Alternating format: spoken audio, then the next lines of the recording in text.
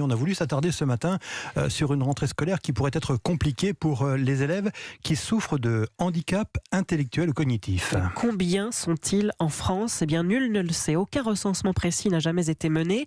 L'UNAPI, l'Union nationale des parents de personnes handicapées mentales, suit 8000 de ces enfants et le constat est alarmant. La plupart d'entre eux sont pour le moment purement et simplement privés d'école, Alban Le Prince. À peine plus d'un quart de ces élèves handicapés ont seulement 12 heures de cours par semaine.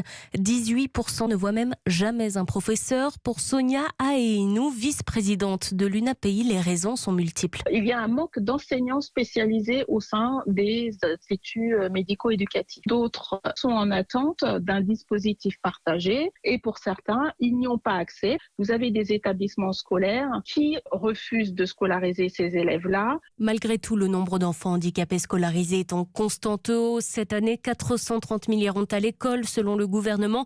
3 fois plus qu'il y a 15 ans. C'est mieux, mais il faut aller plus loin, estime Danielle Langlois, présidente d'Autisme France. C'est vrai qu'il y a eu des progrès en maternelle, mais une fois qu'on a dépassé ce stade, il n'y a quasiment plus rien. Et donc beaucoup d'enfants se retrouvent en très grande difficulté, scolarisés 2 ou 3 heures par semaine. Certains, pas du tout. Et avant d'obtenir une solution satisfaisante, beaucoup de parents sont obligés de faire l'école à la maison en attendant, parfois durant des années, de trouver une place en institut médico-éducatif. Alban Le Prince.